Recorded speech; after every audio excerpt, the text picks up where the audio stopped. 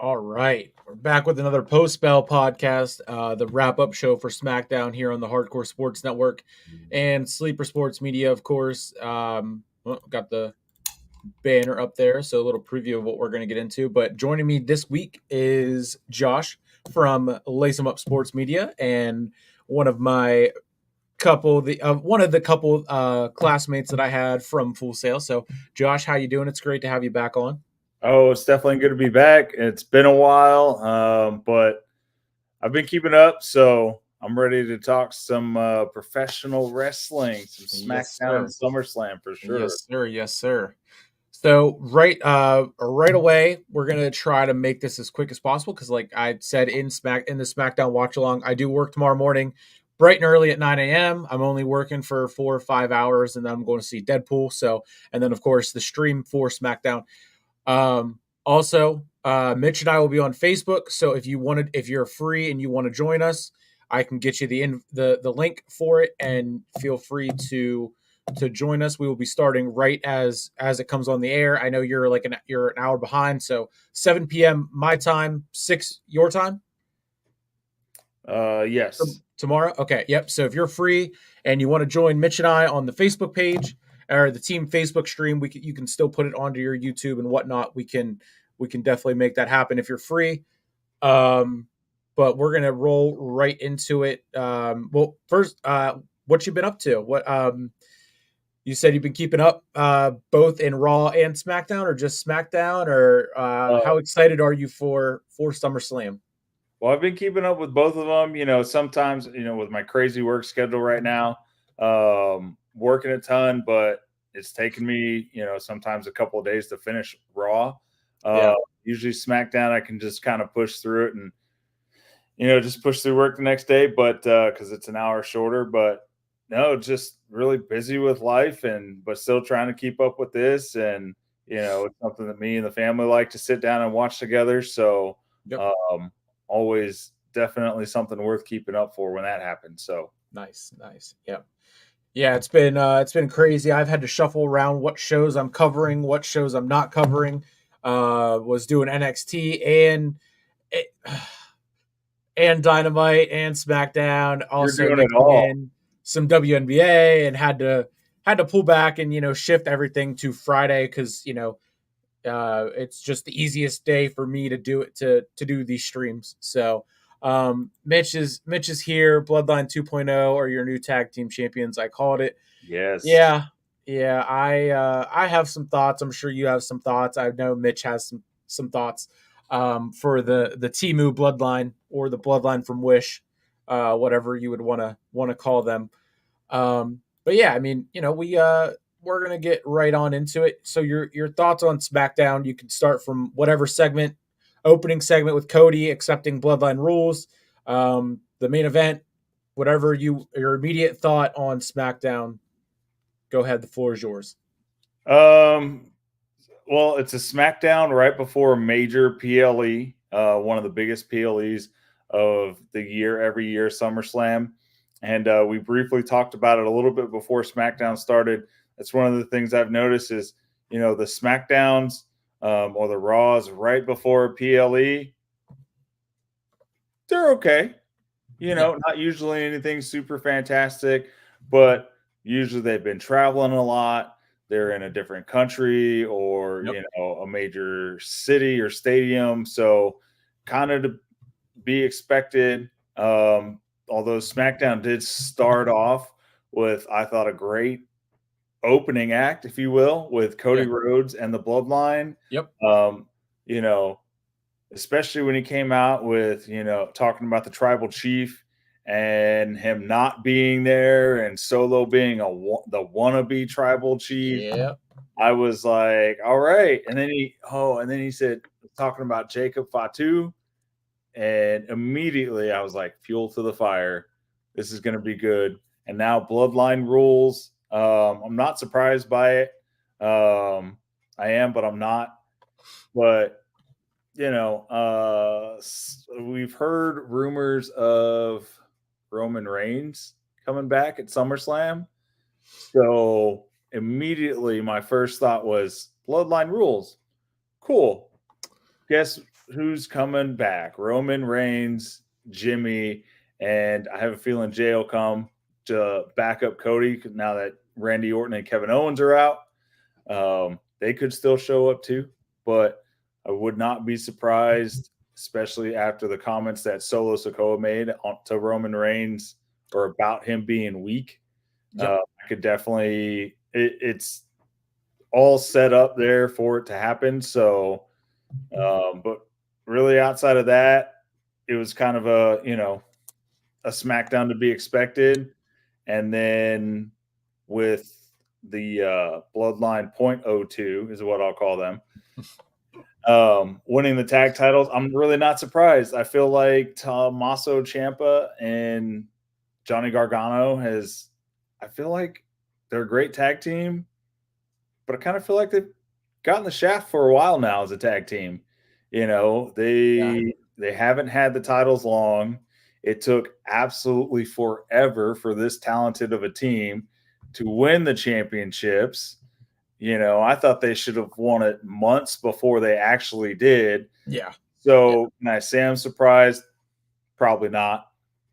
Plus they want to add more heat to this tribal chief Bloodline, Cody Rhodes fire, Roman's rumored to be back. So what better way to do that than add the tag titles back on there? So yeah. Earl and I talked about it a little bit last week on SmackDown before leading up to this one.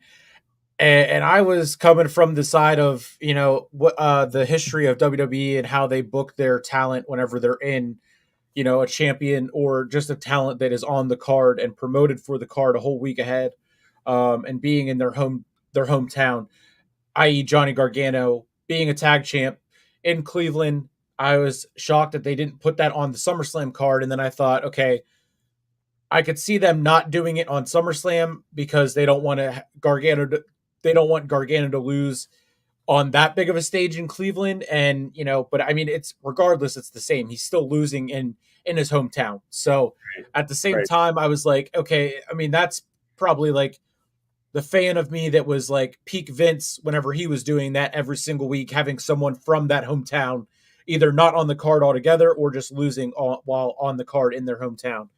I mean, Earl and I, like I said, we talked about it and both kind of felt like they were going to go that way. And then today I was like, wait a minute. If Jacob Fatu and Tama Tonga get hold gold going into Saturday and then Solo doesn't win, why would they do that for one? And now they go and do this Bloodline rules thing, and it's like, okay, they're not going to take the title off of Cody 4 months into his title reign, right? After he spent 2 years trying to get that title. So I mean, from the opening, and like I couldn't really hear it because I had the volume down, so I just heard at the end where Cody said he accepts. I heard him say that he wasn't scared of Jacob Fatu's bitch ass. I heard him say what he said to Tama Tonga about their history. And then, I heard Solo on and off. I heard him tell the crowd to shut up or whatever. So I'll have to go back and watch like that clip later, probably tomorrow while I'm, supposed to be working. I don't know how busy we're going to be on Saturdays because this is my first Saturday working, so I guess I'll have to see. But I got, like I said, I'm going to see Deadpool after. So in the time that it takes me to walk over to the movie theater from my work, I will just I'll look for that clip. Um, but I mean, the Bloodline part of it was what it was. For a go home episode of SmackDown, it was better than last week. I will say that. The Logan Paul, LA Knight stuff was funny with the Prime truck and LA Knight whenever he said Logan's head is so empty they're gonna put a Spirit Halloween inside that thing. Right. So that was funny. That that part. Logan is coming along, getting better on the mic and everything like that. Um, I think I think he loses tomorrow to LA Knight, which it's fine. It's time. He's about to go, be a dad, so that's fine. Right. Tiffany Stratton got her new briefcase for Money in the Bank. Nia Jax said something to her whenever she gave it to her. So again, I'll have to go back and watch that and figure out exactly what she said. At that point in the stream, our chat was going crazy. If Mitch is still here, he can attest to that and how crazy that chat got towards the end. But yeah, I mean, the we had Santos Escobar defeated Apollo Cruz, Andrade over Carmelo Hayes, the Cody segment with Solo, the women's championship ended in DQ because of Blair Davenport, and then the main event was the tag team championship DIY over the Bloodline. The women's tag team championship. Have you noticed that they're starting to really dig into getting trios, a group of three, for the women's division? Yeah. No, And you see absolutely. where I think they're going to go with Alba Fire, Isla Dawn, and Blair Davenport against Jade, Naomi, and Bianca. Yeah, that seems to be the theme in the women's division in WWE right now. Tag teams with the third wheel, if you will. You know, everyone's in a trio, Yep. some way, shape, form, or fashion. Damage Control is a trio. Yep. Alba Fire and Isla Dawn, Blair Dawn, Davenport. And then you got Davenport. Uh, Shayna, Sonia, and Zoe. Yep. Yep, you've got Yeah. Yep. So. Valkyria and Katana Chance and Yep. Yep. those three. I forgot So about those three. yeah, Yes. it's like everybody is in a 3-person tag team is what it is. Yeah. Yeah. So Trio. unless you're Bailey, Trish or not Trish, oh gosh, Tiffany Stratton, Nia Jax are a duo, and It's then 50 time. right, it's Tiffy time. Or as Chelsea Green said, it's tacky time. Um, those are really the only people that aren't in a trio is Yeah. Chelsea Green and Piper, Tiffany Stratton and Nia Jax, and then Bailey is the champion, so she's on her own. So everyone else is in a trio, and not sure how I feel about it. Yeah. Yeah. So I had quickly mentioned it tonight on the SmackDown the watch along. What if they slowly push away from the tag titles, the women's tag team championships, and just I don't know how they would do it, but say they introduce a trios championship for the women's division instead of the tag. It would be a fresh start. It would probably still lead to the same thing where it's like, okay, who cares? Because they just don't know how to book their women's division. But at the same time, Sonia, Shayna, and Zoe, all three have been rejuvenated in how they were booked previously, and they look great. They are running the Raw division, the Raw women's division. There's no doubt about it. Same thing with Jade, Bianca, and Naomi. I think they could run the SmackDown women's division if they had a real shot to be an actual trio and not just Jade and Bianca are walking and then they see Naomi and they say what's up and then that's it. Yeah, I mean, it would be a very interesting title to create, and it would be first of its kind, really. But I am firmly of the idea that if you're going to bring new titles into the women's division, okay, we have to before bringing in something innovative or new to the wrestling industry. Period.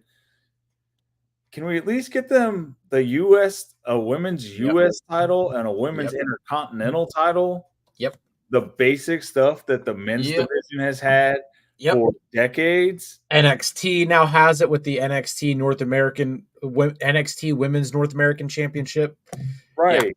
Yeah. Like, can we a trio tournament, trio division would be great. But we're jumping to the finish line. We haven't run the race in between. Right. So let's get a women's US title. Let's get a women's intercontinental title. Let's run with that for a while. Let's, instead of giving up on trying to figure out how to book these women individually or as tag teams for the tag team titles, let's just get better at booking these people solo. Exactly. And give them the titles that they should have had forever ago. Yep. I mean, it's because if you can't book them solo, you can't book these titles on their own outside of tag team. I'm really not that confident they'll be able to book trio tag teams any better, really. Yeah.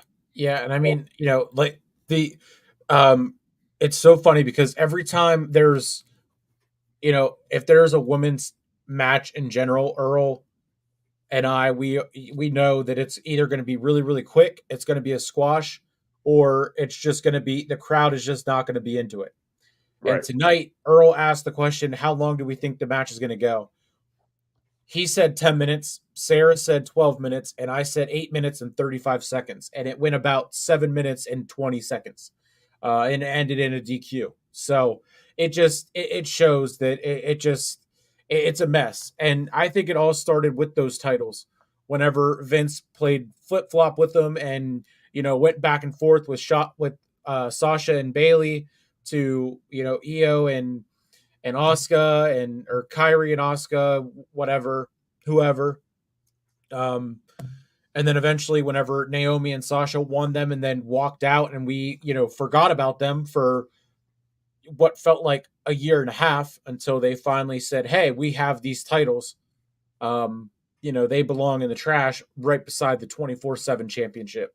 Back whenever Nikki Cross threw that in the trash before she kind of fully transitioned into Abigail the Witch for the Wyatt Six. But that is a raw rabbit hole we could jump into. Absolutely. Yeah, so I mean that was the trios thought that I threw out there. And then other than that, SmackDown, it like we both said, it kind of was what it was. No Jimmy Uso return, no Roman return. He was promoted for this SmackDown, then he mysteriously was taken off the promotion for it. So all signs point to him returning tomorrow night. And I mean, I don't know. I think Punk, Rollins, and McIntyre. I think if it wasn't obvious that Roman was coming back tomorrow, they should main event SummerSlam tomorrow night. But since Cody and Solo is main eventing, it's now Bloodline Rules. Yeah, I can definitely see Roman returning. But I mean you got anything else you want to throw on to SmackDown before we get into the predictions for the hottest party of the summer? Not really for SmackDown. I mean, other than SmackDown's really, it's been even though they've got Cody Rhodes on there, it's kind of been, in my opinion, the second show. Raw's really been where they've been killing it. Yeah. So as of right now, from like week to week, I don't get my hopes up high for a great show on SmackDown. It's just kind of, let's see what's going to happen. And, it's been pretty tame in my opinion. But then again, last year, they had so much building by SummerSlam and after SummerSlam. So I'm really just hoping now that SummerSlam's here, we'll get through SummerSlam. Everyone's back, healed up. They're off their time off from WrestleMania, and we really start to get into the build into Survivor Series, and then Yep. you know, Well, we do have Bash in Berlin yep, at the end of this month. I believe there's probably a Saudi Arabia show yes, coming in September. Crown Jewel, I think. Would be my guess, or like a payback or something. Or no, isn't it? Or no, I guess October is Bad Blood is in October. Right. And then I think there's a Saudi show in November as well. So, and then Survivor Series, which was just announced for the Rogers Arena Vancouver. in Vancouver. Yes. So, yeah, I mean, SmackDown has been my favorite show just because of at first the new Bloodline aspect was fun.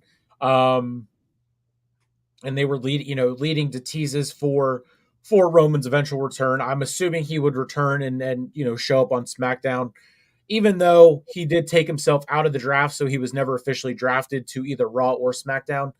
Um, my thoughts on that are that Raw is going to want him on Netflix, or they're going to want him on Netflix and Raw come January. So I don't know if he would remain a free agent at first, given that we have SmackDown or SummerSlam is tomorrow, and then 1, 2, 3, 4, 5, 6 weeks until they make the switch from Fox over to USA. So who knows if they're gonna shake up the roster in any way, shape, or form with that, and then just how they go about doing that, and then leading into, like you said, Survivor Series being the next one of that big four. But Well, Earl Cole is in the building. Hi, let me. Josh. I just Oh, sent you a message. Hope to hear from you soon. I know he was reaching out earlier today, trying to get you back on the wrestling oh, experiences. yeah, So sure. I'll check it out for sure. Um, perfect, perfect. I do want to piggyback off of that. You mentioned Netflix and them wanting Roman Reigns on Raw come next year when they switch over to the new contract or whatnot.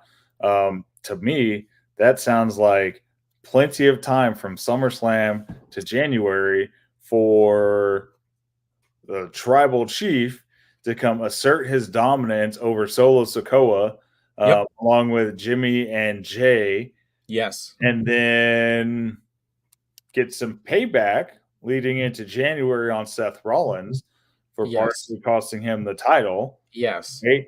And taking a world heavyweight championship around his waist. And then now we've got Roman, Jimmy, and Jay on Raw. I could definitely see that. If they would do that, like I said, Roman comes back, say he's, he Heyman would obviously throw that out there of, well, he was never drafted. So I think that they could play into that with him returning, showing up at Raw on Monday in Baltimore, and then, digging into what that's going to be going forward. But I mean, him going to Raw, also Jimmy returning with him and then going to Raw since he was written off of SmackDown, which would be a little bit more tricky to maneuver around with the brand split and everything. But Roman going to Raw and making amends with Jay, and then having them both kind of all three of them, reunite and not like have that like, oh, I'm sorry, but just like they come back and you can just see and feel the emotion of them saying like, all right, we're good, and that's that, and then the OG bloodline is back. Also throw in a Sami Zayn, depending on if he loses his title to Braun Breaker tomorrow night, which I think and hope that he does.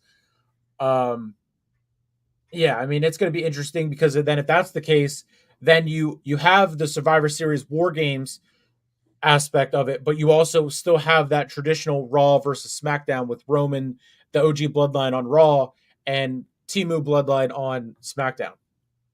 Right, and then it's just a matter of who else are they going to get. I don't see, I don't necessarily see Sami Zayn coming back to the Bloodline. I think we've been through that storyline. It was great. I'd say don't touch it.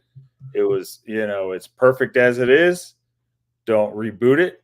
But if I remember correctly, I think they've also got Tala Tonga signed with Yeah, WWE. Hikuleo or something reportedly was either has signed. I know they've at least trademarked Tala Tonga. Yeah, yeah. So So I would, I mean, to me, I would say, okay, if he's a Tonga, he's going to go with his brothers in, Tama Tonga and Tongaloa. Um, so that would be Fatu, three Tongas, and Solo. So that's five. And then for the OG bloodline, you would have Roman, Jimmy, Jay. You would have to do Sammy, and then maybe Zilla if he's ready by then. Because I mean, he's only been wrestling for a year, so he just won the GCW World Championship. So um, Hunter, who watches as a fan and watches him closely, he says that he doesn't think that Zilla would be ready, to have that main roster starlight, right, right away. So like I said, he's only been wrestling for like a year at this point, so it would be kind of soon. But I mean, if there's anyone from any dynasty that could handle it, it's a Fatu in this Samoan dynasty. right, But even then, with him, that's still only four. So that's why I think you got to bring Sami Zayn back into it. And especially with if Sami loses the Intercontinental title, what do you do with him? He's not going to have anything to really do. Um, so, him coming back into the bloodline, especially with him and Jay being as close as they have been in the past, in a couple of weeks and everything, tagging together, doing the old handshake. I think the teases are just there for him to also come back. But I mean, we'll just have to see. So, right. yeah, I mean that's pretty much really all you can say on SmackDown and the current pace of everything and what we could see in the future. So we are gonna go right on to SummerSlam 2024 predictions in Cleveland Browns Stadium. Sponsors are C4 Energy, Prime Hydration, of course, and now Wingstop. They are adding Wingstop, the logos of Wingstop to the ring apron, or the canvas, along with the Prime logo. So the first time ever in WWE that they're going to have two logos on the canvas. What were your thoughts on that news that was out broke earlier today? Not surprised. I mean, I feel like they've had these sponsorships before, and I think with how big WWE is getting again, how popular it's becoming, I'm not surprised that these companies want to actually place their logo on the canvas, that they want to, they want to be seen all night long, not just like back in the day when, you'd get a Slim Jim commercial or a Wingstop commercial, or they'd Yep. come back from a commercial and be like, tonight's pay-per-view is sponsored by Snickers. Yep. I Yep. mean, WrestleMania, Skittles got in there, and right. or whatever that's the sponsor. The sponsor is, yeah. Yeah, I mean, it's prime real estate, especially right now with how popular it is.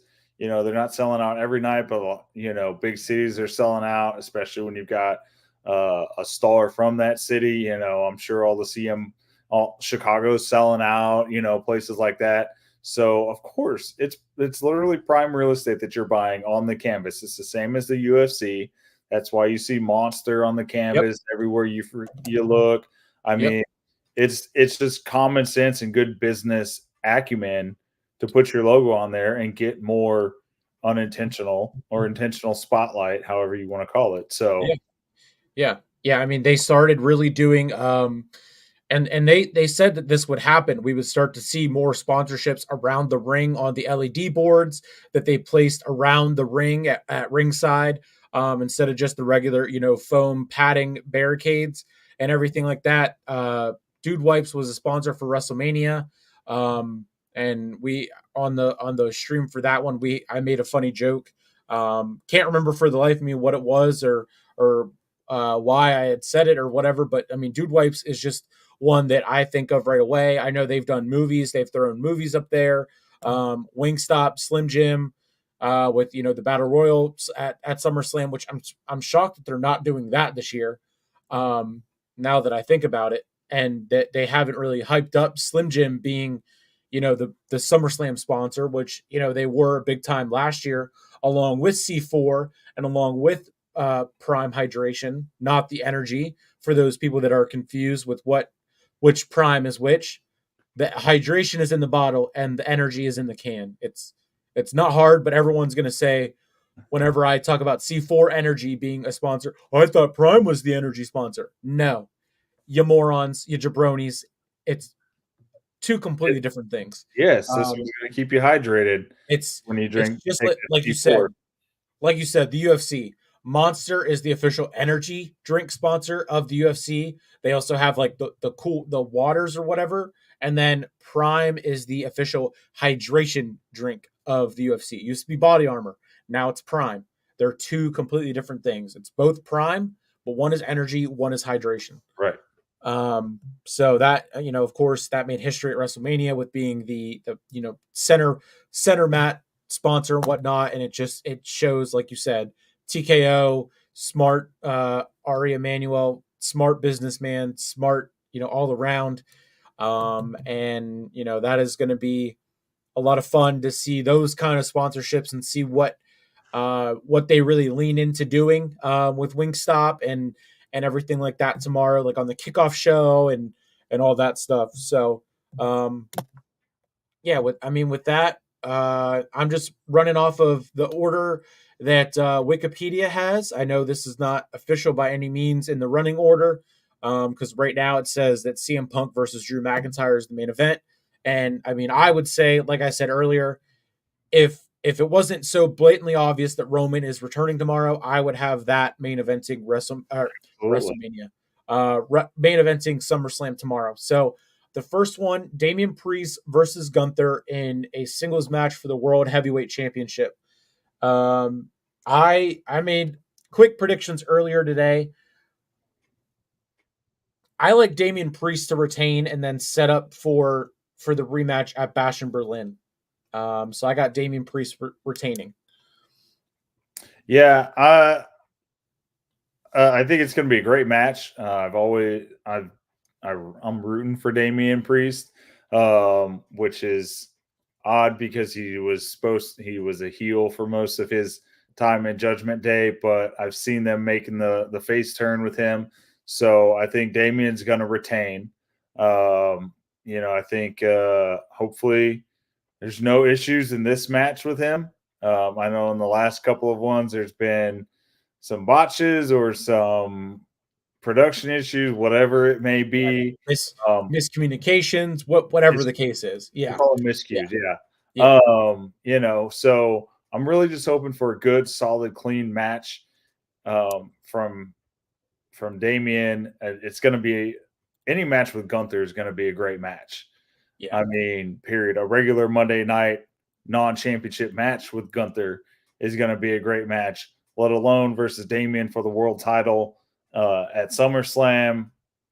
I do think Damien's going to retain, and they're going to they're going to lean back into that, I don't need the Judgment Day as Right. much as the Judgment Day needs me. Right. Or, and then, we can get into it, in the women's world championship, but, he did mention, Rhea mentioned today at the kickoff press conference about the Terror Twins, both being world champion at the same time. So Damien, saying, I don't need the Judgment Day. He was the only one that was loyal to Rhea while she was gone.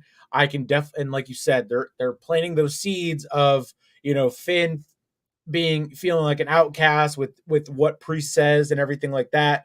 Um, So I definitely, like you said, I see the teases for the face turn. He has a documentary coming out. Gunther lately has been, throwing shades of disrespect towards him, and he's really been, the crowd has been getting behind him. Um, I definitely, we're on the same page with this one, with Damian Priest retaining, and then maybe they do the rematch at Bash in Berlin, maybe they don't. My only issue with it was like, how do you have Gunther win King of the Ring, go through that whole tournament, not lose, and he only has two losses in his entire career with WWE, and then how do you have him, get to this point and lose for the third time against Damian Priest, and then switch it. And like I said, if they would do that, have Damian then lose a whole month later.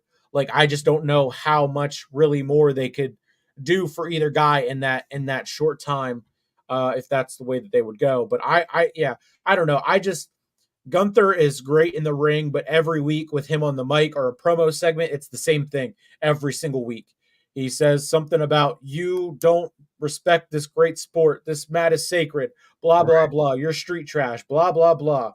Like I'm more tired of that, I think, than I am tired of Cody being Senator Rhodes every single week, kissing babies and whatever else. Well, I think one of the ways that they can, and I think they should go. I think Damien retains. They continue to build on that. Judgment Day doesn't need me as much as I need the Judgment Day. Continue to build Damien Priest, and I think it's time with all the success that Gunther has had. I think it's time for Gunther to face some adversity, right? That's true. And That's true. You could build and play into that. I do like that. right, and remember, shortly after King of the Ring, it was brought up about how he didn't actually pin Randy Orton. That's true. That is So true. They could maybe, revisit that. They could definitely revisit that. right, maybe Gunther comes out, he wants a rematch, and Randy Orton is like, oh, why are you getting a rematch?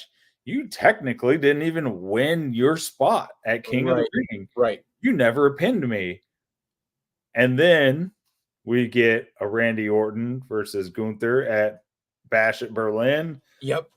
We see where it goes from there. And And then they could redo that King of the Ring and then have Randy win, and then that could set up Randy versus Cody at Bad Blood, right, or that the September pay per view, whatever that would end up being. My guess would be a payback, and just go from there. But that is definitely a great train of thought, and a twist on it that they could do. So that right. I definitely like that a lot. And if there's one thing we know about Triple H, he's all about the long term storytelling. You Yes, know, um, yes, and that could be that long term because I was talking about it the other day. Like we haven't heard anything about that whole situation. They came out that Raw afterwards and yep. made mention of it, and then but Randy was hurt. He was out for a little while, and so He's still currently out. right, he came back and now he's back out, but they're using him for the whole bloodline story right now with Cody Rhodes. So I think that's kind of why they went with just let Gunther have it for now, and then he loses. Randy's like takes his shot or whatnot, and then we've got Gunther facing some adversity for the first time in his career on the main roster. That is Um, definitely true. and that will give you time to build him up for when he is ready to take over the world heavyweight championship. Yeah, yeah. I mean, they could then do. We could see him, start to see that adversity, and then kind of maybe go back to his roots, and face Braun Breaker, who I think is the other person to beat him in WWE. I think it's either him or Dragunov, one of the two. Um, but like, say Gunther loses at tomorrow night, and then he faces Braun, in between now and Bash, and then he loses again, and then he has to just kind of we can then see, like you said, adversity. We can see him actually develop charisma and a personality, not just come out there and stand the same way, say the same things, do the same moves, chop a couple people, and then hold a title for nearly 700 days, and every single day being the same thing over and over and over again. Right. Um, yeah, so I mean, that's definitely a twist to it that I love that. So I would hope that they do that. So we both have Damian Priest over Gunther. From King of the Ring to Queen of the Ring, with also maybe a dash of Tiffy time. Bailey versus Nia Jax for in a singles match for the women WWE Women's Championship. I said in my video earlier today, I have Bailey retaining over Nia, and then Tiffany cashing in. Again, tonight, Nia gave Tiffany a new briefcase and said something about, you know, I'm doing this for you, but you now answer to me. I would guess, meaning like, when she can cash in, or assuring that she wouldn't cash in on Nia or whatever. So I think they're playing into that whole thing. But I mean, I don't know. I just see Nia, if Nia wins and then Tiffany cashes in on her, they're going to do that rematch anyway.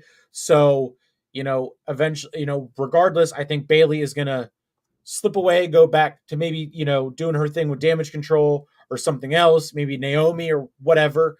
Going back with Naomi, or, whatever else they would do. But eventually I think we're going to get Tiffany and Nia, in a back and forth for that women's championship. So I got Bailey with over Nia Jax with a cash in from Tiffany. Successful cash in from Tiffany. All right. This is an interesting one for me. I think I would love to see, because I've thought of that too, with Tiffany Stratton cashing in on Bailey. I think Bailey retains, no cash in. I think we got the match going with Bailey and Nia. Tiffany comes out, um, causes a distraction, obviously, because she has the Money in the Bank briefcase. Right, right, Right. right. Bailey takes advantage. She gets the win, and Nia's obviously not knocked out, and I think she keeps Tiffany from cashing in on Bailey. Because a little bit of a spoiler for you, she did say, you you will not cash in on me Right. Okay. at SummerSlam. Okay. Um, so technically she would not be cashing in on Nia Jax, but I think it's an unintentional, like she's just Right. going out Yeah. there because she's gonna try and cash in on Bailey. If she wins, Yeah. distracts everyone. Nia Jax gets rolled up, or Bailey sneaks a win out, and Nia Jax is super mad at Tiffany, keeps her from cashing in, and that just fuels the fire. And maybe we get a feud between Nia Jax and Tiffany Stratton. Okay. Yeah. So You make the best of enemies, right? yeah, that is like why I was so this one. And I mean, the king of the whenever the king and queen of the ring are involved in a title match, and it's like, okay, I could see it going either way for the champs to retain, but like, how do you build them up as king and queen of the ring and then just have them lose? What does that say for that prestigious tournament, made famous by Stone Cold, or whatever? um I mean, if Nia does like lose and then she gets mad at Tiffany, do you see her turning on Tiffany and just wiping the floor with her, and then turning up that heel part of Nia Jax that she does so well, as all Bloodline members do, and then we see Tiffany with the full face turn, and then that goes into the next one, and then she just continues to hold the briefcase, you know over Bailey, and or if Nia would win and she doesn't cash in yet. Um, I don't know. I think Tiffany is ready for it. And I'm just excited to see her as the champion, with Triple H in charge versus anyone else doing being in charge. So Yeah, I mean that's so I got Bailey with a retainment and then a cash in. You have Bailey with a retainment and no cash in. Right. Okay. And a new feud between Tiffany and Nia. Okay. So, and if I'm being honest, I would be more excited about a Tiffany versus Nia feud than I am about Nia and Bailey, or even a Tiffany versus Bailey feud. See, I would like Tiffany and Bailey over Nia being involved at all. For all I'm concerned about, Nia can go and partner with Naomi, and they can go finally join the bloodline as the female members, and they can, do that whole thing. But I would rather see Tiffany work in the ring with Bailey over Nia. Well, this also could be another way to um, stack a major win over a powerhouse in the women's division under Right. Tiffany as well, That's before true. she goes after Bailey, before she That's cashes true. in or whatnot. And because Nia's no slouch in the ring, and she's not exactly just a pushover like a Chelsea Green. No So pun intended, right? A right, pushover on a ladder, on top yeah, of a ladder, huh? yeah, no pun intended. But you know, that would be a great way to push her at least one more time before her and Bailey go for it. That is true. And she could, like you said, going off of that, they could build her up, have versus Nia at Bash in Berlin, and then you could go into the September show. You could do it again, have her win again, and then call her shot at Bad Blood. Say I'm cashing in for a title match at Bad Blood, and then there's no surprise factor. Bailey's prepared, Tiffany's prepared, and they go down the road of making sure Nia won't interfere. It's do a Hell in a Cell. I mean, then you can have interference or whatever, but do whatever you got to do to make sure Nia Jax doesn't interfere and Tiffany can win the title from Bailey, convincingly and not clean, but not with like too much help where it's like, okay, but does she really deserve it, or go from there. Right. Yeah. I think From that'd be a great way to go for it. So I'm just excited for Tiffany to finally step into the next level of that spotlight. So from Tiffy time to uh time to watch her for the Liv Morgan Revenge Tour finale, as she is putting it. Liv Morgan versus Rhea Ripley in a singles match for the Women's World Championship. Um, as much as I would love to see the Terror Twins run wild on Monday Night Raw, I have Liv retaining in this first matchup because of Dominic, who in the kickoff press conference, Rhea said that Dominic won't be there. She told him not to show up. He doesn't need to be there, whatever she said. I don't know if that just meant for the press conference, if it meant for the weekend in general. Who knows? hmm. And who's to say there's no Judgment Day interference with Damian and Gunther in that match? Who knows? We're gonna find out tomorrow night on at SummerSlam. But I got Liv retaining with inadvertent help from Dom over Rhea Ripley, and they do. I think this one goes for a trilogy, and then Rhea eventually gets the title back from Liv. Um, yeah, so I got Liv retaining with help from Dom. So I'm gonna make it. I'm gonna I'm gonna put a little hot take out here for you. Um, this could be wildly over optimistic, but I'm throwing it out there. I think Liv wins, not with help from Dominic, but from Finn Balor and or JD McDonough. Okay. I was also thinking that as well.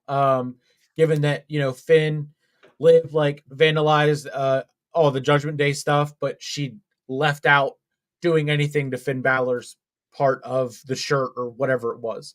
So I was thinking that too. It's just I think that it's so obvious that the heat there for the Dom part of this aspect, the story and everything like that is too good to not have him be involved, um, and go that way. So, but I mean, I thought about what you're saying too. So Well, I mean, what do we know? Finn Balor and Liv Morgan have worked together in the past, right? right, Or right, Judgment Day. right. So and then you've got, Finn snagging the hotel room key and Allegedly. allegedly it was right out in the open, my friend. Taking the hotel key, um, defending her like, hey, Rhea, she helped us get the tag titles.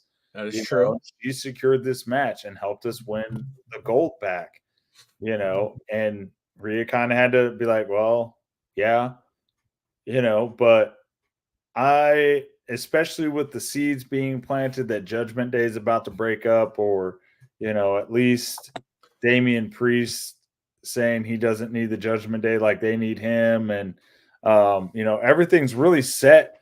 They could go one of two ways. They could keep the Judgment Day intact and go with the route that you suggested, where Dominic comes out and screws everything up.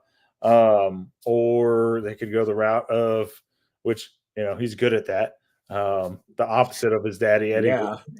and you know Liv Morgan wins via help from Finn and JD McDonough. So, and Judgment Day breaks up. It would be a heck of a pay-per-view to do that. Or, Yeah. oh gosh, I'm old. A PLE, a pay-per-view. But yeah. Yeah, no, I'm excited for that. This whole card, there's not one match that I'm not excited for. I mean, there's, normally we've been sticking to 5 or 6 matches, 4, 5, 6 maybe matches on PLEs. And them throwing a 7th one on there was like, oh my gosh, they're doing, a 7th one. And this feels like just as big of a card as SummerSlam back in 2019 did, and I'm sure that had like 14 or 15 matches on it. And I'm just thinking about how it used to be before they, went to 2 nights with WrestleMania, and that would have like 15 or 16 on it. And then next year for SummerSlam being 2 nights, they could do the 14 or 15 matches, but just have 7 or 8 on one night and 7 on the other, however it shakes out. And they could do like every match on this card is a title match, except for the, CM Punk and Drew McIntyre. And, there's no rhyme or reason why that, somewhere else in a different universe doesn't have a championship on the line in that match, or down the line it doesn't have a championship on the line. So there's not one match that I'm not excited for on this card. So that is the Women's World Championship. Then go to, again, this is Wikipedia and their order. Cody Rhodes versus Solo Sikoa in a Bloodline Rules match for the WWE Championship. I'm not calling it the Undisputed Championship. They dropped the Universal part. I don't know why they're not dropping the Undisputed part. It's just the WWE Championship. But I got Cody retaining over Solo. I just don't think they're going to take the title off of Cody 4 months after giving it to him after a whole 2 years of us waiting for it. I also don't think that Solo having the title would do anything to elevate him or anyone else on SmackDown. And I don't think that Roman and Cody, or Roman and Solo, whenever they have their eventual, face to face and meet up, I don't think they need the title. I think they just need the pride of Solo saying he's the tribal chief, when we all know Roman is the tribal chief, and that's what they're fighting over, the Ula Fala, the title of, the tribal chief that was given, to Roman by his father and his uncle. And then, Solo just kind of comes in here and snakes it away and says this and that.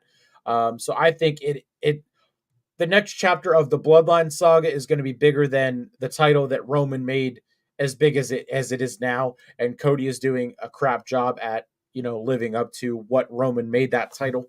Um, so I got Cody retaining in a Bloodline Rules match. I don't know who returns. I don't know who interferes. I don't know when who or whatever will pop up. But I do have Cody retaining over Solo with a Roman Reigns and Jimmy Uso returning. I'm kind of in the same boat. This is the wild card. Really, anything goes with Bloodline Rules, and anything will go with Bloodline Rules. I think it's obvious we're going to get Jacob Fatu and Tama Tonga and Yep. Tonga Loa in there Yep.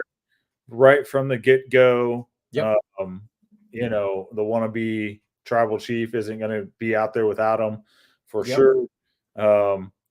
But I think this definitely is an open spot for sure Roman to come back.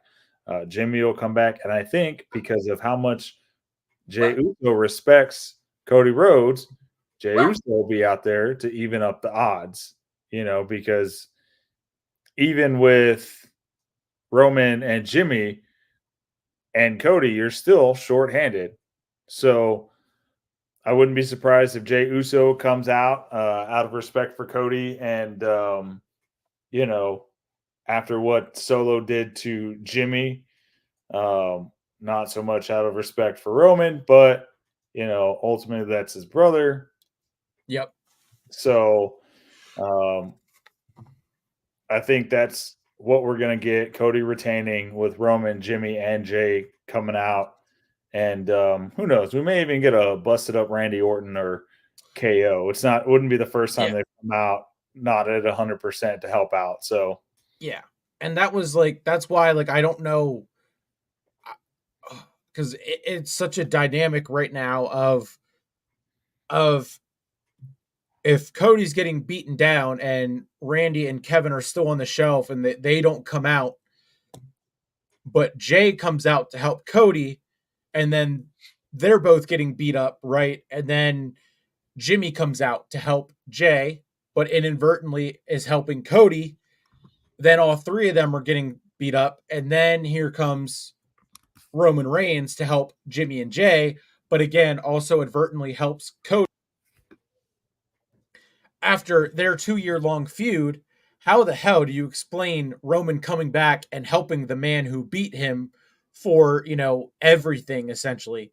And do we finally see that again, the emotion of Roman Reigns coming back and just they finally have a moment on screen between Cody and Roman, and they're just like, they don't have to say anything, but it's just like a Roman, gives the okay for Cody to take that title, retain, and take the title, go do what he wants to do.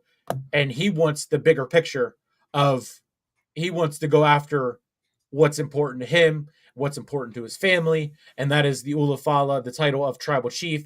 And he goes immediately after Solo, and it plays that anti-hero in a sense, and not necessarily a full face turn, but is the anti-hero of I'll help you for now, but I am already looking at the bigger picture.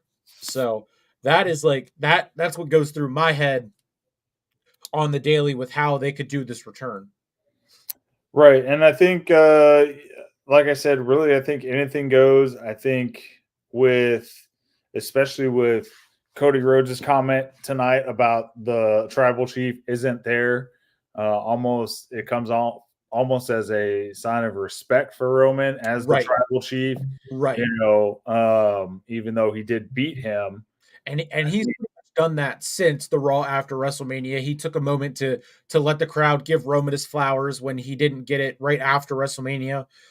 So I think, like you said, the respect definitely is there.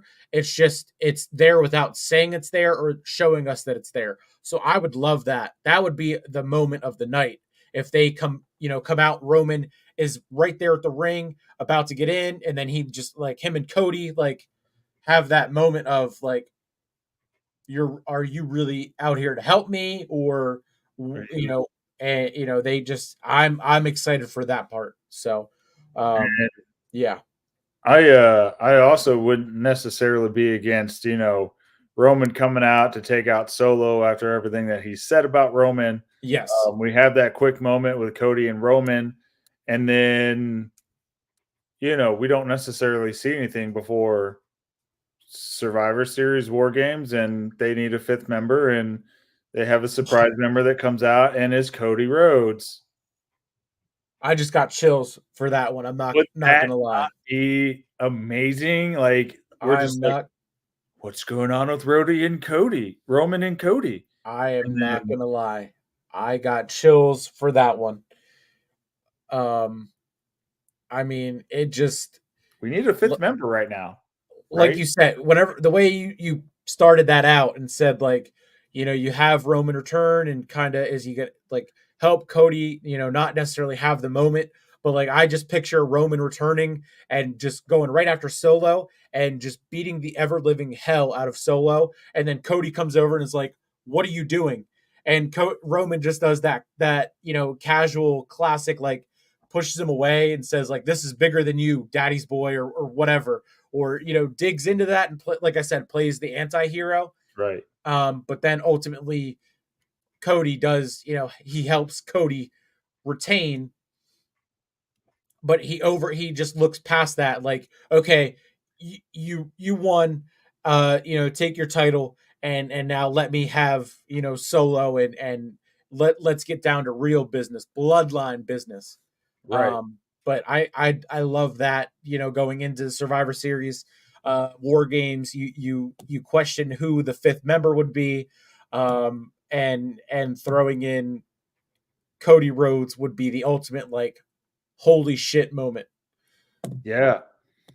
Can you imagine the crowd if we have a Randy Orton moment and you just hear doom doom, and then his music just starts playing, and he's the Oh, last member to show up in War Games?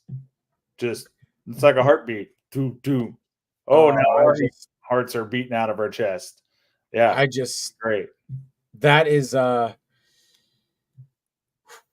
And is dream booking 101, I will say. And this is why I WWE needs to hire me for creative. If you're out there watching, Lacey on Sports Media, Josh Frazier, come find me. um yeah, no, that is that's great. I like that direction a lot. Um like I said, I got chills from just picturing Roman coming back and doing what Roman does best and playing into that emotion and everything like that. So, um speaking of playing into emotion, Logan Paul versus LA Knight, singles match for the United States Championship. Logan Paul recently, today specifically, has been stirring the pot on Twitter like no one else can. All that, the whatever about the boxing match in the Olympics. I didn't watch it. I just saw it on Twitter. After the opening ceremonies, I gave up on the Olympics altogether, even though Jake is over there with Team USA. He won't be there at SummerSlam tomorrow. From what he's said, hopefully Logan gets someone else to be there with him, MGK or the Kelsey brothers. That he did say that he wanted them to be a part of SummerSlam. I know Jelly Roll is performing tomorrow, so maybe MGK and Jelly Roll do their new song that just came out. Um, but I have LA Knight dethroning Logan Paul and his 270 something day title reign, as the current longest reigning current day champion in WWE, given that all the other titles pretty much changed hands at WrestleMania. And Logan Paul went into WrestleMania and retained, was the only champ, um, or yeah, was the only champ to retain his title. So, Yeah, I have been saying it forever. They are wasting LA Knight. It is about time that they stop wasting that man. He has an enormous amount of talent. He has great promo skills, right? He can connect with the generation of now. He connects with my generation of The Rock and Stone Cold. being that, perfect combination or mix of both of those guys. Yep. And it is about time that they put some damn gold around that man's waist, because if there's anybody that has put in the time, the work, the effort, the blood, the sweat, the tears Yep. in this company the last 2 years, aside from Cody Rhodes, it's that man. Yeah. LA Knight needs gold around his waist. Period. End of story. Logan Paul, 2 title defenses. Both of them, I think he won with brass knuckles, so really not even a win. No, I no, mean, no, no, no, no. The triple threat he won clean at WrestleMania. He right. won the triple Okay. threat Give you clean. the triple threat. Uh, and or no. Well, he beat Rey Mysterio for the title. I thought he had a rematch with Rey, but then he went and faced Kevin Owens, and then that's what led to the triple threat. And he actually had the brass knuckles used against him in the title defense against Kevin Owens. So just throwing that out there. Also, just going to throw this out there. He has only 2 title defenses. It's 2 more title defenses than LA Knights had in the last however many years. Yeah. Just throwing that out there. Yeah. Right. But I mean, that could be fixed in 2 weeks after LA Knight wins the US title. I Yeah. mean, it's not like Yeah. it would be different if he was trying to have as many title defenses as Roman Reigns had, right? But I mean, 2 title defenses, it's yeah, yeah. I He could will. have a guest appearance on the second show and have that beat within a week. Right. So, you know, but I do have LA Knight winning. It's about damn time. Man Yeah. deserves gold around his waist, Yeah. And one way I'm or not disagreeing with that, saying LA Knight doesn't deserve it. I'm not saying that it's, not time, whatever. But I just don't like whenever people act like Logan's 2 title defenses are the only 2 appearances that he's had in the time that he's won the title to right now, when that's not the case. From January at the Royal Rumble all the way to WrestleMania, he was there damn near every single week from February up to the Elimination Chamber to WrestleMania. And people mysteriously forget that. So that boggles my mind that people are not giving him the credit that he deserves for what he's done in the short amount of time that he has been doing this. Um, and I mean, match after match after match, banger after banger after banger after banger. And Twitter is always saying the same exact thing. Wow, Logan Paul is really good at this. Man, I hate that he's so good. Man, he was really made for this. And then all of a sudden, he says something else. He says what he thinks and states his opinion on something not, related to wrestling. And I see people, oh, should the WWE release Logan Paul? How about you shut up and get off Twitter, go touch grass, and stop, being in your little touchy feelings for what today's generation is. Yeah. Um, All but right. that's the rant for the night, and my last defense of Logan Paul and his, 2 title defenses. So we both have LA Knight over Logan Paul in Cleveland. Should be good. Should get lots of boos. Even though he's from here and everything like that, he got a lot of boos tonight. So hopefully, there's something cool that goes along with his entrance, or with, MGK is out there with him. The Kelsey Bros are seen or whatever.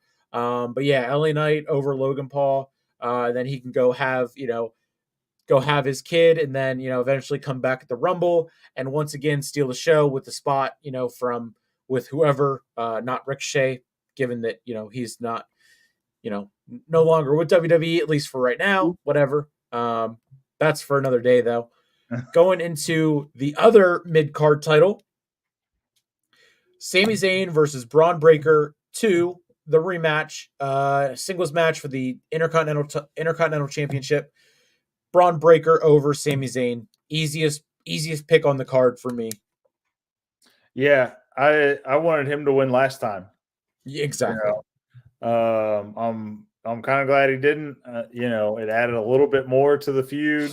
But I'm kind of over the whole Sami Zayn.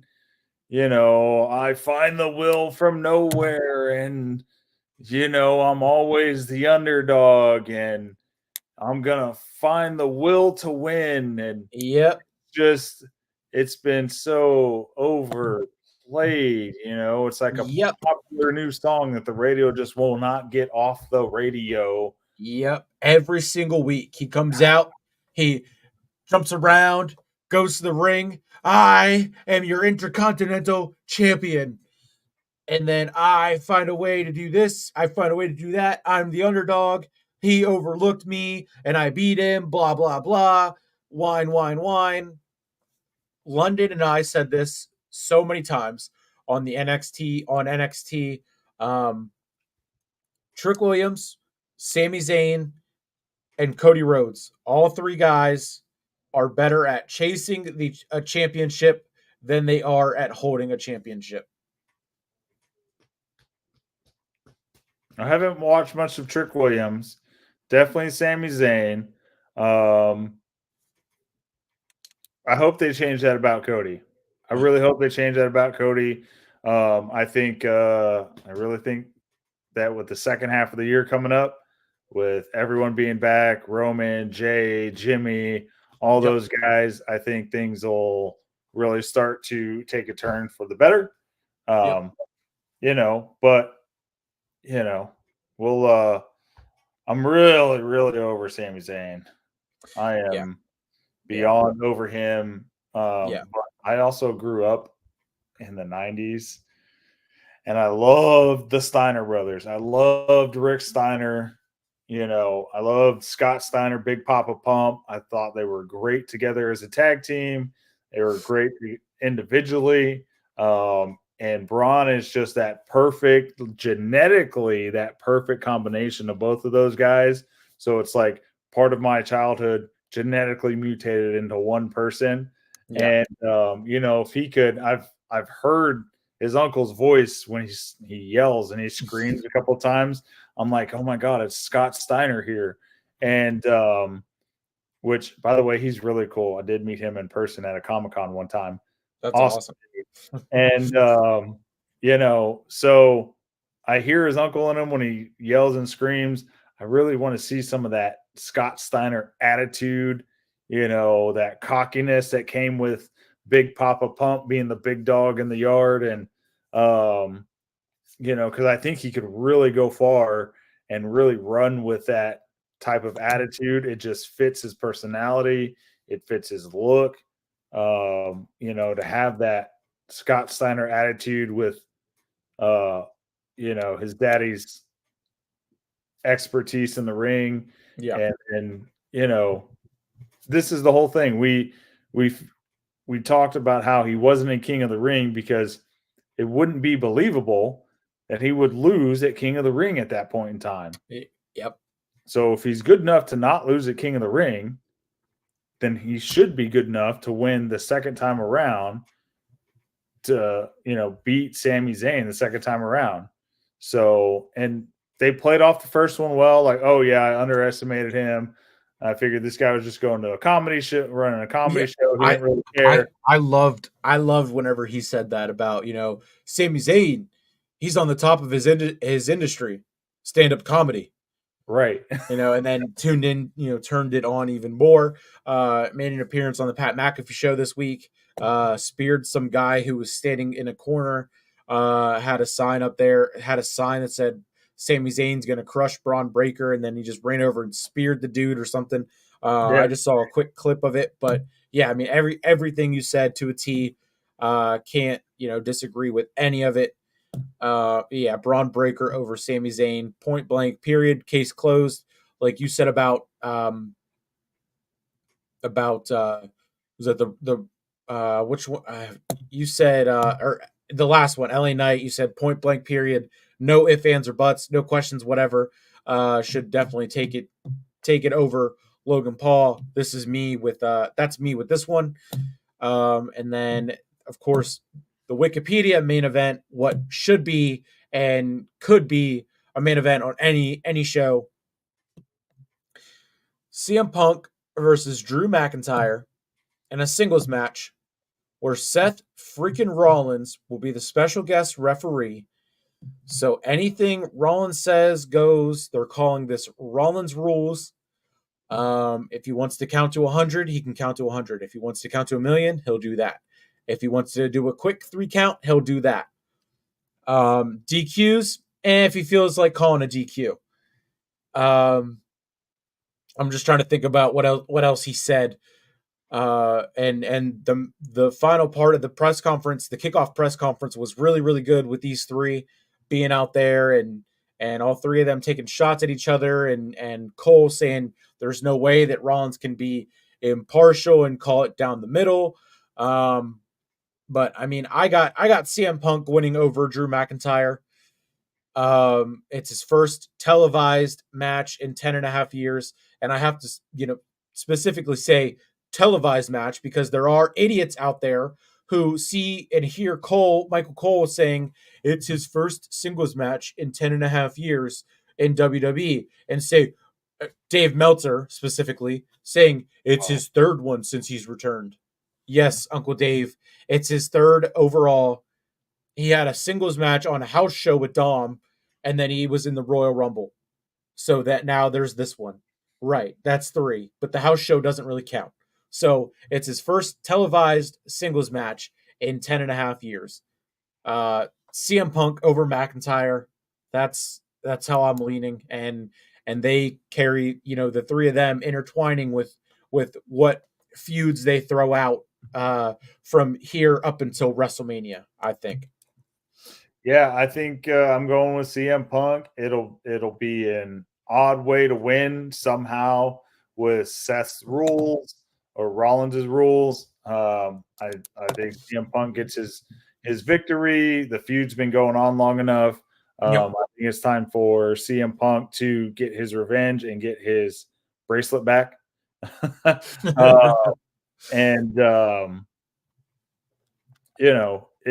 It's going to be a great match. I'm really excited to see what Seth comes up with as far as rules. And, I think he's going to drag this out and just to see how angry they both get at him and then be like, oh, true. You can't touch me. Yep. I saw a video of someone said if they don't redo this spot tomorrow or Saturday at SummerSlam, then they've totally messed up. And it was when John Cena was a special guest referee, and he just went over and pushed CM Punk, and he did a back roll and then got up and was about to swing on him, and John just went that. So yeah, exactly. Yeah. So CM Punk, it's going to be a hell of a match. I think it's basically going to be a 3-way triple threat match, but only one of the 3 can win. So I mean, one of the guys is going to win, but who's to say that after Rollins, lets one of them win, he doesn't just stomp both of them into the mat and stands tall at the end of the night or at the end of the match, since this isn't the main event, which I find incredibly insane that this is not the main event of SummerSlam when Cody Rhodes and Solo are getting the main event, when the Backlash, Cody opened the show with the title against AJ. The next one, he wasn't the main event. Or what? I'm trying to think. I don't know why all of a sudden they weren't worried about, they weren't worried about at first Cody being in the main event. Now all of a sudden they have to put Cody in the main event over, Punk and McIntyre. Like you said, this feud has been going on for 6 or 7 months since Punk's return, with all 3 of them, Punk, Rollins, and McIntyre. So, right. Yeah, I think this one steals the show tomorrow, to be honest with you. Unless the Roman return is so spectacular, and it just it has everyone and their mother saying, "Holy shit, that was pure magic and pure cinema." Right. Well, I mean, and that's really, if you're thinking about booking and all that stuff, you kind of, Roman is coming back, you kind of want him to be that last match because you want Yeah. people to leave and be like, "Oh my god, Yep. I need to see more. I Yep. need the show to continue. Yep. No, it's over. They're leaving. I've got to wait until freaking Monday." Yep. You know, Exactly. Yeah. whereas Seth Rollins, CM Punk, and Drew McIntyre, once it's done, it's done. There's no title on the line. There's no, they might continue the feud. I think, you know, if they continue the feud, it shouldn't go on much longer.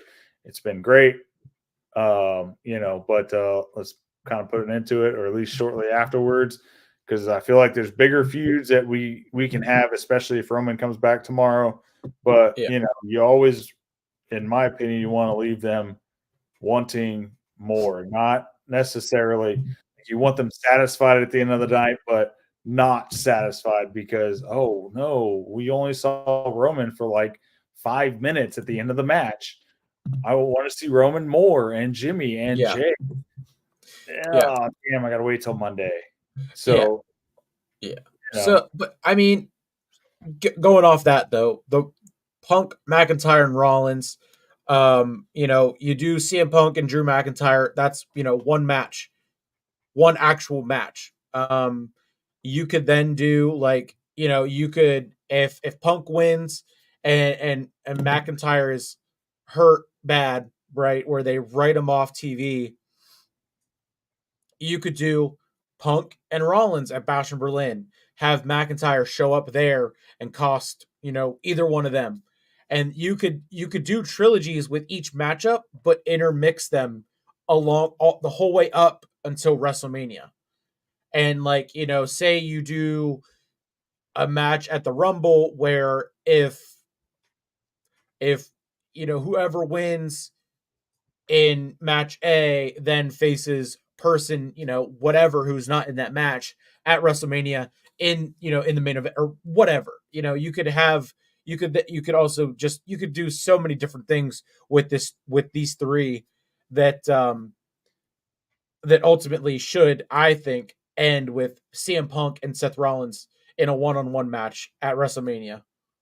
Both guys deserve one-on-one main events at WrestleMania, not being part of the main event um, in a tag match or whatever. McIntyre's done that. I like I said, I'm not a McIntyre guy, so I'm over him complaining and crying and whining about the same stuff every single week and being this big bad guy, but then playing the victim.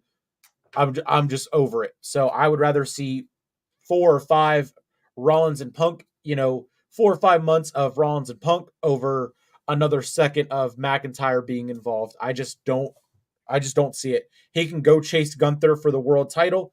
If Gunther wins, he can go back to facing Priest for the world title. Whatever. I don't care. Um, because we know Rollins isn't going to go after the world title if Priest retains because he can't. So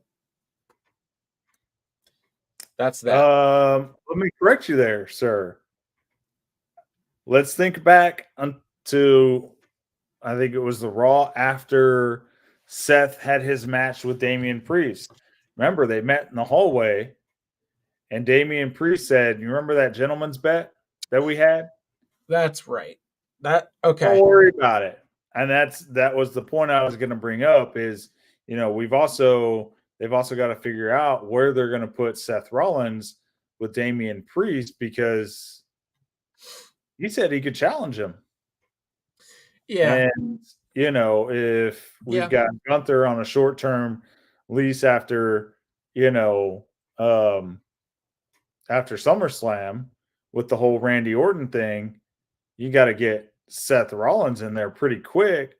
If you want to have that match, whether or not he wins or loses, doesn't matter. You need that match, because if we get to that second pay-per-view after Orton and Gunther, and you've got Gunther versus Damian and Gunther wins, then now you just lost out on a second match for a world title with Damian Yeah. Priest and Seth Rollins.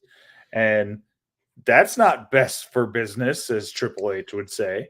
Yeah. I mean, going off of that, I also don't think if they do revisit this, King of the Ring situation and they say, okay, let's do, Gunther Randy Orton rematch. I don't see them having Gunther then win again, because then it would just be the same thing. It would just lead to the same thing, like you just said. We would be missing out on it twice again for both Gunther and Rollins. So I think you can have Gunther lose, have him play into that adversity part, have Randy actually win, which I know would be crazy and insane for them to be like, "Oh, Gunther is your King of the Ring." Asterisks. Actually, we're gonna visit this, controversy win he had, and then have Randy beat him, and then you would have to kind of say like, Randy, you're not going to be actually King of the Ring. You're not going to get the title King of the Ring or whatever, the accolade King of the Ring. But if you beat Gunther, we'll give you a shot at Cody or whatever. Like I think you would kind of have to do that because eventually we're going to see Cody and Randy anyway.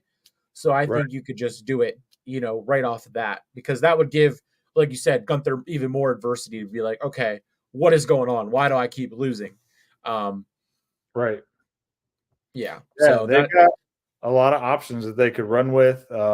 They've set up so many things between Damian saying the gentleman's bet is off to the Randy Orton and Gunther thing. I mean, there's just so much going on. I think they're about to really hit their peak season in the regular TV shows and on the PLEs. So I think it's going to really start elevating and escalating or ramping up yeah, from here on out after yeah. tomorrow. So, super excited. I can't wait. And it's going to be nothing but fireworks tomorrow. Absolutely. I am super pumped. My voice is like already, I've been talking on the phone all week long. Did, 2 hours for SmackDown. I did an hour and a half. We did an hour and a half here. I'm gonna go drink some water before I lay down, and then probably chug a couple of prime energies tomorrow. And then knock out the 4 or 5 hours at work, go see Deadpool, and then I'm right back there tomorrow, which segue into our wrap up here. Um, Upcoming streams, like I said, I'm on SummerSlam tomorrow, Team Facebook with Mitch. The invite is open invitation for you if you're busy, if you're free and can do it. We can get you the link. You can join us. It'll just be us two. Earl has Sarah, Denise, and Mac on the YouTube side. We say Team Facebook because I'm Mitch and I will be on the network's Facebook, but you can put whatever channels you want to put on if you do join us. So that is my upcoming stream, and then of course going into next week, I'm gonna shoot to be starting up a Steelers NFL podcast show, whatever, as we get towards the best part of the year in the return of football. They played Renegade today towards the end of the day, and I was dialed in after they played that. So if I wasn't already ready for football, I sure as hell am now. So and then of course right back to it. I think WNBA is back still 2 weeks from now, but I think Coach Ed will be doing the WNBA show that we do. I'm not sure if I'll be joining it or if I'm going to take another week off to relax on a Thursday, and then right back here Friday for Post Bell and the SmackDown Watch Along. What do you got going on? If you're still busy and not quite ready to get back into getting some stuff out or start streaming up, everything with what's going on. Best time, like I said, getting into the best time of the year for sports. Yeah, I'm well, like I said before, I've got that big random inspection that we are prepping every day for. I account for at least 50% of that inspection. So my days right now are 12 to 15-hour days minimum. But we're going into week 5. Last half. They hit us in week 6, so I'm hoping that'll be done here the next week or two. Plus, they all want to have their inspections done well before the holidays. So, Right, right. but after that, I'm not having to go in at 4 o'clock in the morning. I can have a normal work day, and hopefully at least being off Fridays and Saturdays and get some college football in, and I can get some SmackDown watch alongs or shows in as well. Lucky for me, I make the schedule. So, Yeah, there you go. but we'll see. I'm just kind of playing it by ear, just until at least that major inspection comes along. So Right. once that's done, I'll be back to a normal schedule and not absolutely dog exhausted when I get home every day. So Gotcha. Yeah, you said about college football. I did get the game. I streamed 1 or 2 games in the last like week or so. Love the game. Finally got a PS5, finally got the game. Also been playing a different game called Multiverses, which again that is a whole nother rabbit hole that we could dive into. But it's been an hour and a half. So we would try to keep it as short as possible. It's damn near midnight. We never do, We Nick. literally never do. Never Come do. on, You are Nick. right. Nail on the head with that one. I mean, we almost went on a full 30-minute tangent before the show even started because I Right. stupidly said, "Hey, what do you think about this?" And you're like, "Well, I'll just save it for the show." So I like that because that happens all the time. We jump on a stream right before we do a show, and then we're boom, 20 minutes in, we're like, "Well, damn, that would have been good stuff to talk about while we're live." So Right.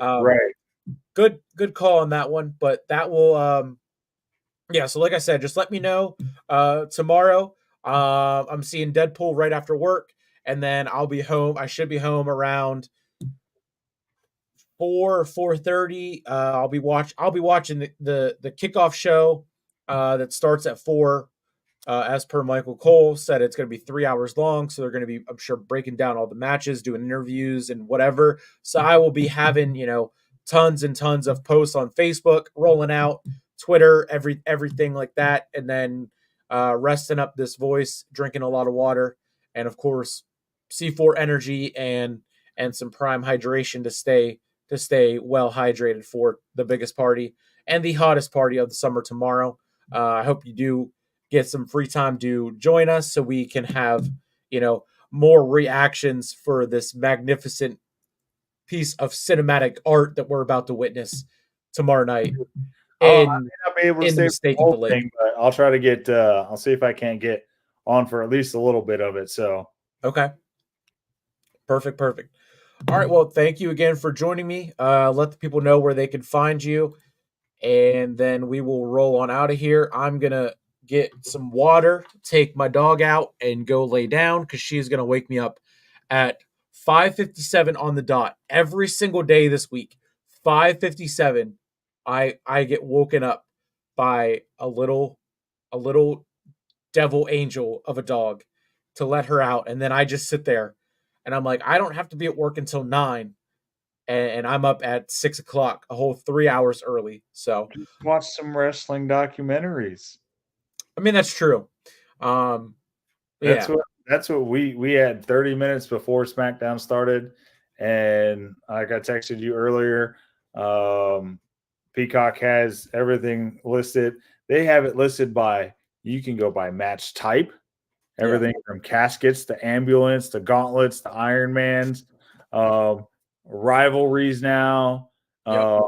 And I was like, you know what? Let's just start with there's Stone Cold versus The Rock, one of the greatest rivalries ever, and it's just the episodes of Raw or SmackDown where they have their feuds. And I was my girlfriend's daughter. I was like, here's a little history, and it started out with D-Generation X. It was the Monday Night Raw after the Montreal Screwjob. Oh, it's perfect. And I was like, there's history right here. So that is true. Yeah, I will. I don't know. I'm hoping that she doesn't wake me up as early. Like, let I she's literally sleeping right now. So like, yeah, I know it's gonna be 5:57 on the dot. And then I'm gonna go into work and whatever, be on the phone all day long, and so only 4 or 5 hours. Haven't really decided if I want to stay that extra hour. So, Do it. and then go see Deadpool and Wolverine. So that'll be that. Yeah, real quick, let the people know where they can find you, and then we will get on out of here. I'm on Facebook. I'm on YouTube. Lace 'em Up Sports Media. I'm on X, formerly known as Twitter. I'm It's on still yeah, it's still Twitter. It's yeah. still Twitter. So you can find me on Instagram, and I've also got a TikTok page. Don't have a whole lot of posts up, but you can follow me on there. I would love to hit 1,000 followers so I can start going live on that page versus just my personal page. So yeah, you can literally look me up anywhere. Lace 'em Up Sports Media. Just look for the Phoenix logo right there, Yep. and you'll find me. All right. Thank you again for coming back on here, chatting about the Blue Brand, about SummerSlam, the hottest party of the summer, and everything else that we hit on. Yeah, it's been a solid 3.5 hours of just talking on top of 7.5 hours of also just talking all day for me. So that's gonna wrap it up for episode. I think this is episode 4, Postbell Podcast, presented by Sleeper Sports Media with the Hardcore Sports Network and Josh from Lace 'em Up Sports Media. We are out, and I will see you tomorrow on the team Facebook SummerSlam watch along alongside Mitch, hopefully with Josh, maybe at the end for Roman's masterpiece of a return. We don't know. We'll see. Tune in tomorrow. Tune into all his channels. Give a like, give a sub, give a follow, give a like, give a sub, give a follow to mine and the networks and all that good stuff. I'm tired of talking. We're out. Yeah.